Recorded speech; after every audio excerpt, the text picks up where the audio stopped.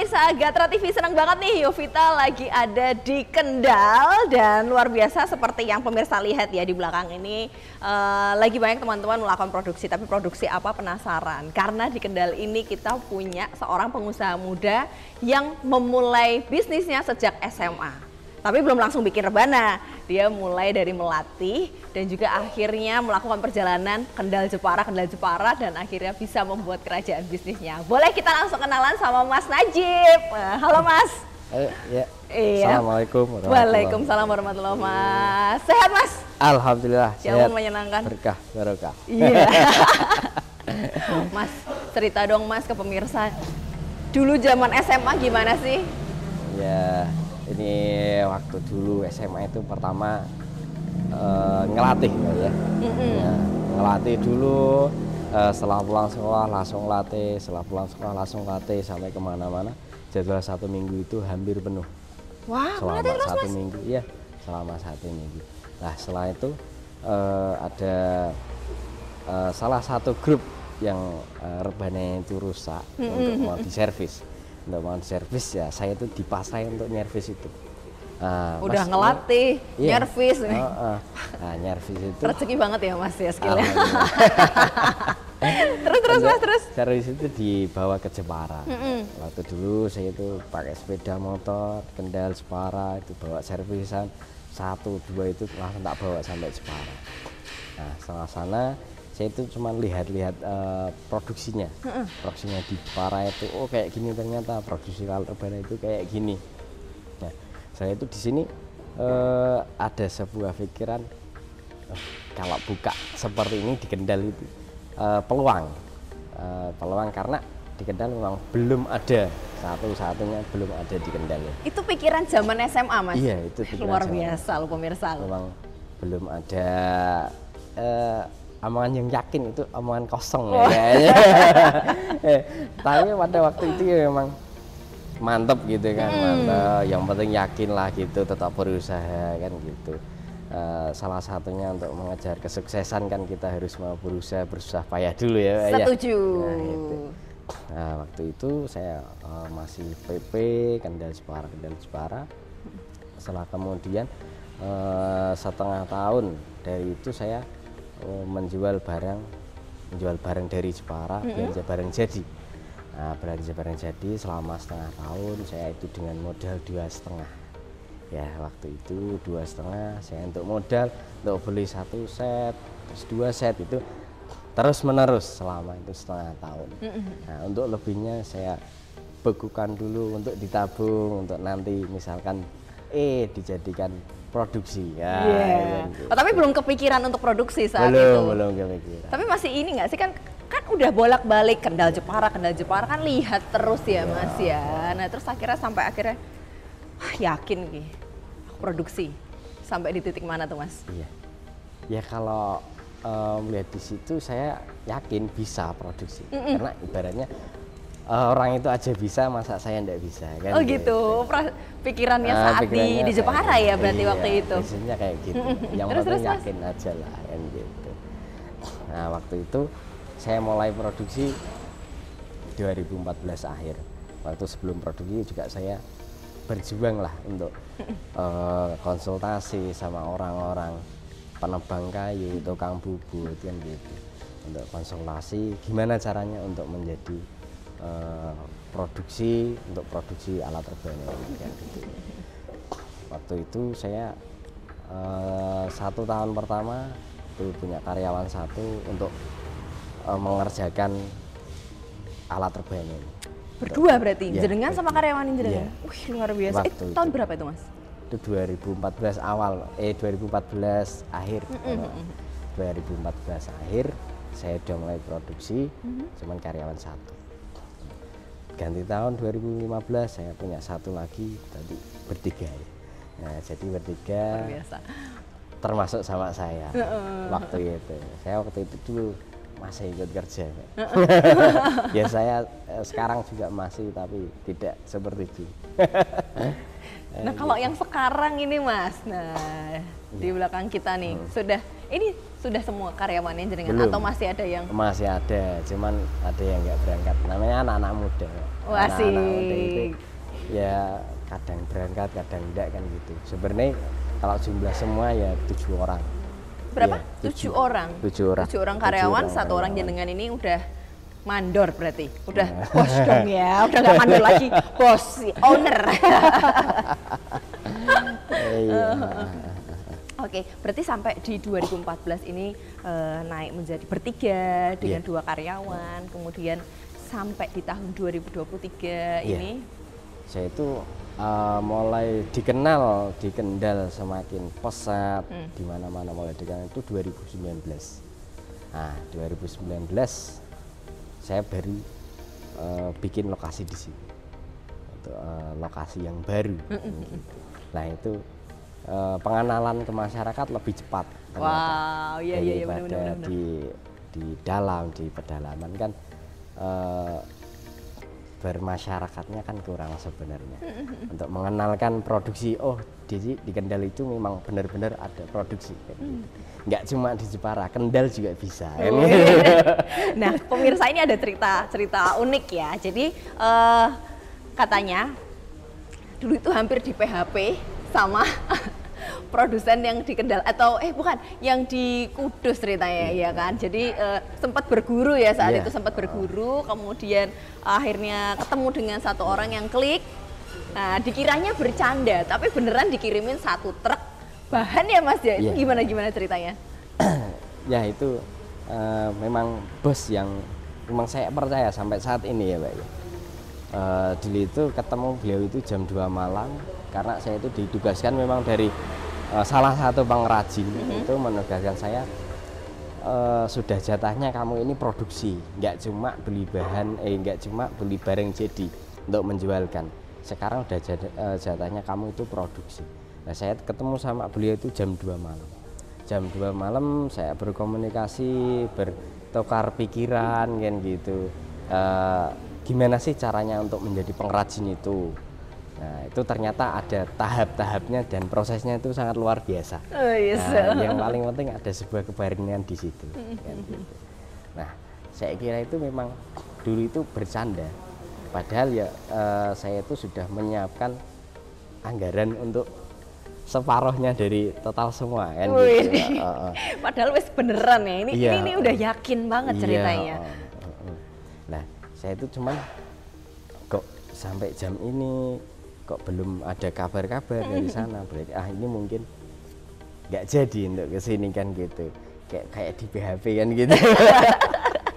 Tapi ternyata jam 12 malam memang beliau itu datang bawa 1 truk. Wes pokok ini saya bongkar di sini, terserah mau bikin apa, pokoknya aku pengen lihat itu kamu sukses dulu.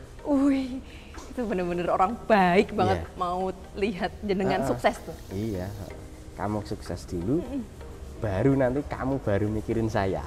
Nah gitu, yang luar biasanya itu ya. Maka memang dia itu memang benar-benar saya percaya untuk pembuatan bahan bakunya itu beliau. Itu memang benar-benar nyupport saya lah. Sampai saat ini pun juga nyupport, walaupun memang sistemnya beda lah sama kayak dulu kan beda, enggak kayak dulu gitu.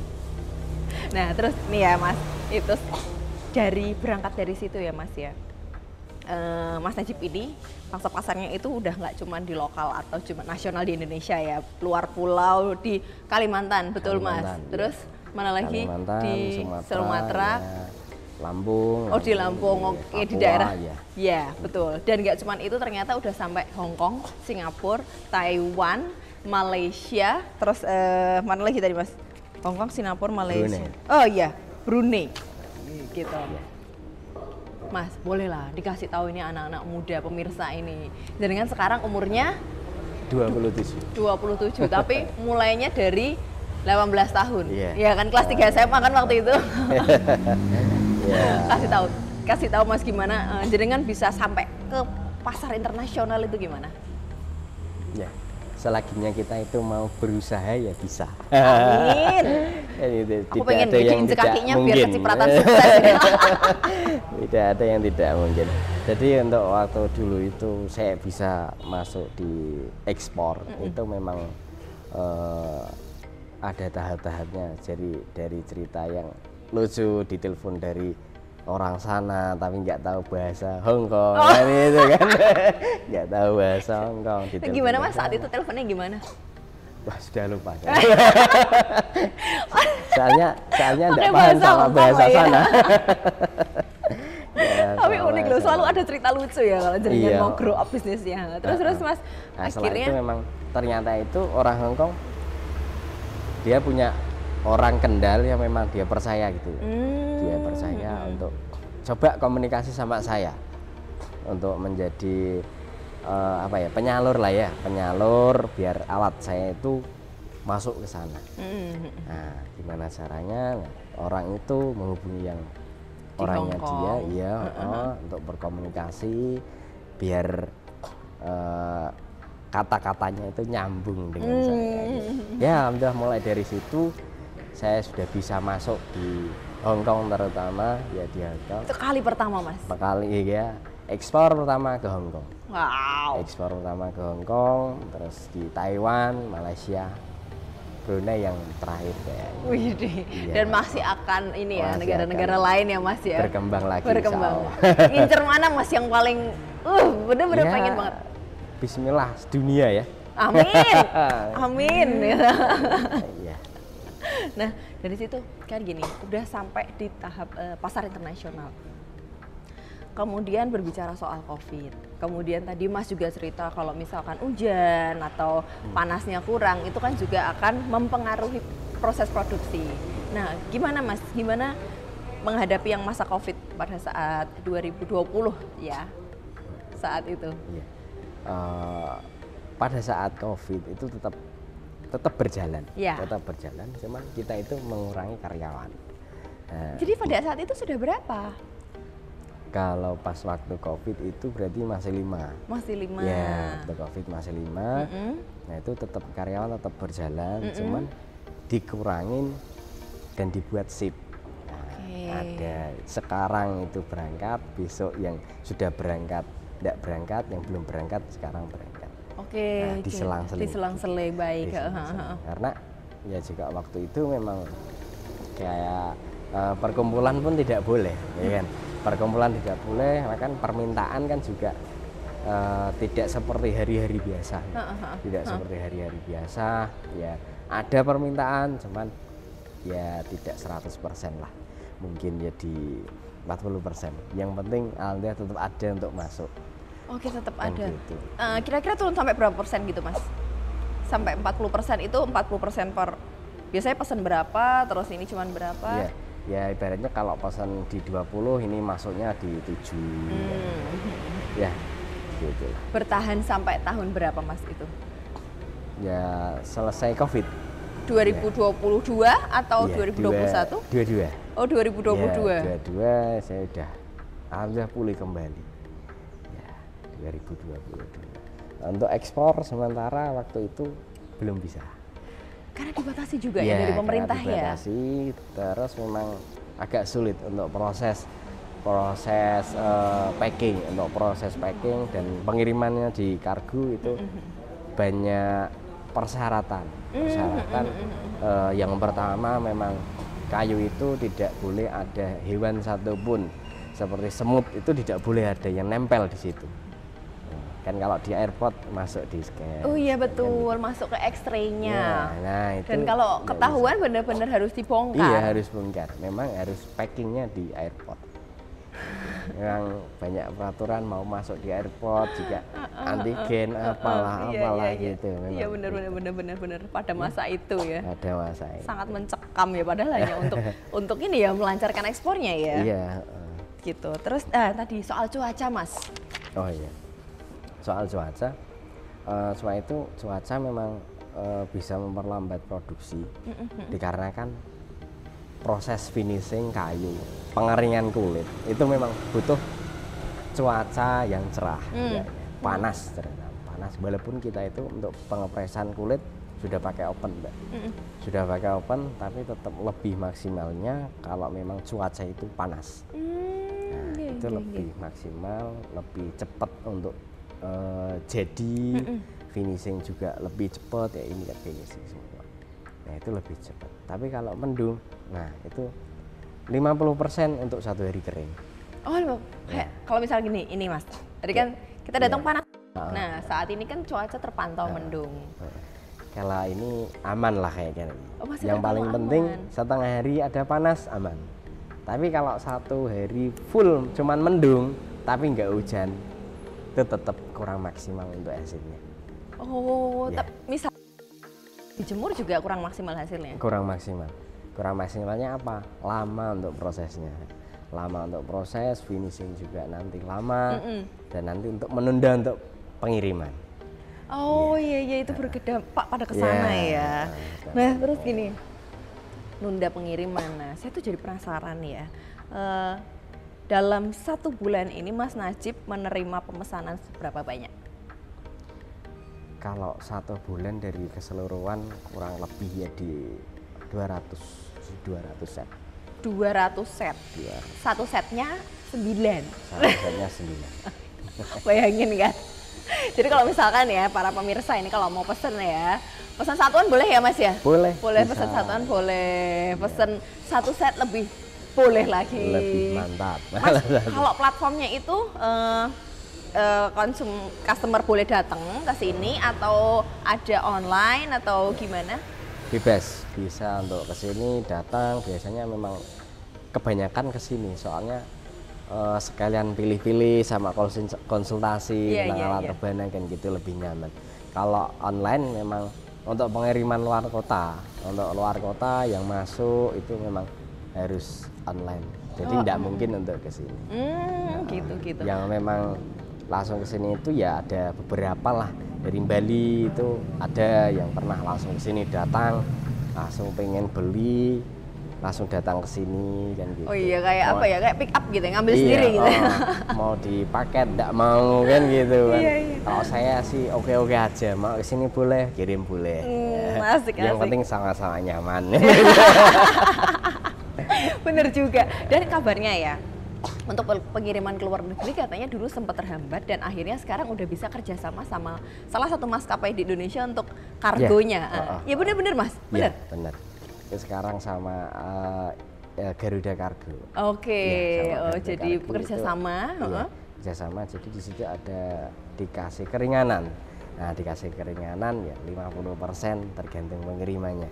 50% jadi Istana Rebana sudah punya nama di sana. Nah, untuk mempercepat, mempermudah untuk pengiriman ekspornya. Salah satu begitu.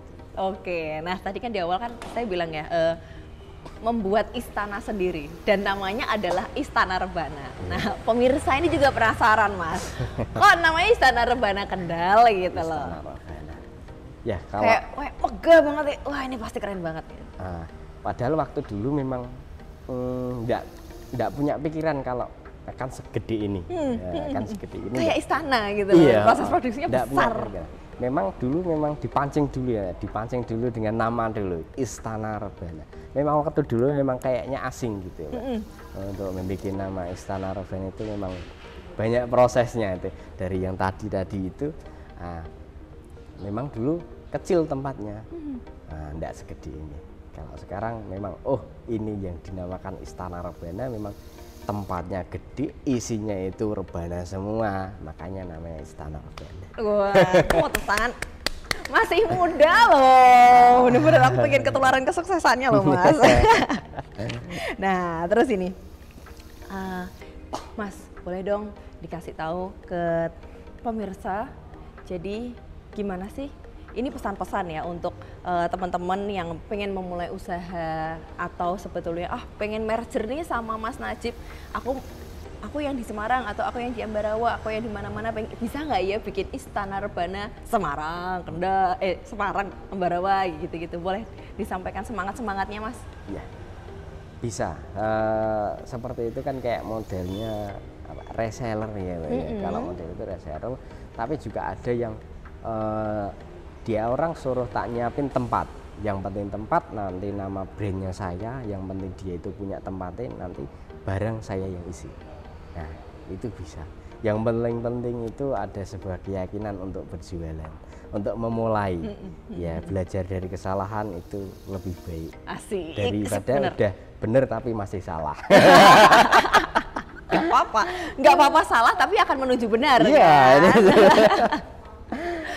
Nah pemirsa, jadi Mas Najib ini punya background santri ya. SMP masih di pondok, SMA teman-teman yang udah pada lulus ya keluar ya, milih sekolah di luar tapi masih melanjutkan 2 tahunnya, dan akhirnya bener ya Mas ya, di tahun ketiga jenengan saking penasarannya akhirnya mau sekolah di luar. Dan dari situ malah memulai perjalanan yang luar biasa nih. Nah Mas, boleh dong Mas dikasih tahu ke pemirsa ini gimana seorang santri ini bisa, aku juga santri berbisnis halal sampai ke luar negeri gitu loh. Iya, yang paling penting itu kalau ya sebenarnya dari kalangan semua orang bisa, dari kalangan semua orang ya. Cuman jarang lah ya kalau santri memang berjiwa wirausahawan. Kalau tidak dari ada kemauan itu memang sulit. Nah, satu memang dari kemauan, dia yakin, ya tetap berdoa. Kalau santri banyak berdoanya, tapi yang paling penting usahanya itu juga ditambah. Oke, banyak berdoa, banyak aksinya. Iya, banyak aksi. Tidak hanya teori, kan juga prakteknya harus ada, kan gitu. Kalau santri kebanyakan ngaji lah, oke ngaji bagus, ya juga ngaji, oke bagus. Kalau ditambah dengan ada punya usaha itu kayaknya lebih afdol. Kayaknya lebih afdol. Semangat. Ya, oke, baik lanjut. Santri boleh. Banyak ngaji, banyak aksi. Ya, banyak aksi, prakteknya juga bagus, bermasyarakat, santri juga harus lebih penting itu. Jadi boleh diangkat value-value yang Mas Najib dapat saat di pondok dan diterapkan di sini apa aja Mas? Kalau dulu di pondok itu ya paling ya ngaji, umumnya orang ngaji ya Mbak ya, ngaji. Dapat pengalaman salah satu saya tuh mulai awal suka dengan rebana itu memang di pesantren. Nah itulah salah satu oleh-oleh yang saya dapat dari pesantren. Jadi suka main rebana kan gitu. Sering diundang ke sana ke sini, itu awal mula memang jadi santri di sana. Jadi berawal dari kesukaan ini, kecintaan terhadap rebana, sampai akhirnya tadi ya selesai dari ini ya pondok malah ngajar ya Mas habis itu kan, ngelatih di mana-mana dan akhirnya membuat istana rebana yang luar biasa ini. Wow, boleh berikan tepuk tangan dong untuk Mas Najib. Wah. Jenengan ini masih muda, sukses bisnisnya, menginspirasi gitu kan. Sering diundang juga nggak Mas untuk menginspirasi teman-teman muda di pondoknya jenengan mungkin yang dulu?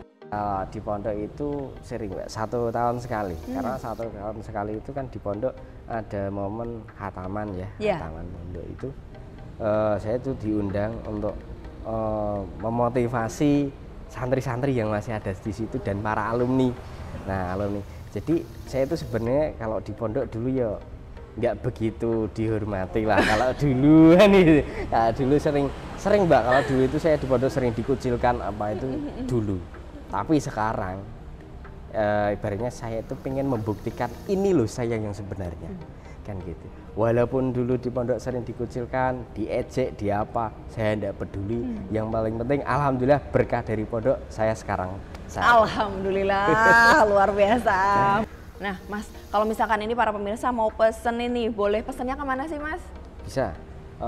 Untuk media online nanti bisa lewat IG, IG atas nama Istana Rebana Kendal. Oke, @istana. @istana Rebana Kendal. Aku udah follow loh. Keren, bener-bener keren bisa semua isinya. Di situ mau pesan apa tentang alat rebana, mau tanya-tanya, konsultasi, silahkan langsung masuk di Istana Rebana. Mantap gitu. Enggak cuma itu ya Mas ya. Kalau yang teman-teman dari luar negeri gimana Mas kontaknya?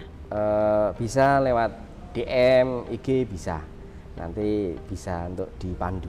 Bisa untuk dipandu. Siap, termasuk sampai pengirimannya aman, packagingnya juga aman. Ya. Ini kebetulan adminnya dipegang Mas Najib sendiri. Iya, langsung admin, langsung ownernya sendiri. Tanpa ada yang lain. Baik banget ownernya, serius gitu. Thank you banget ya Mas Najib ya. Sip, sukses selalu. Terima kasih menginspirasi para pemirsa di sini. Saya juga terinspirasi dan kita akan ketemu lagi di Gatra Podcast selanjutnya. Jangan kemana-mana, sama saya Yovita. Dadah!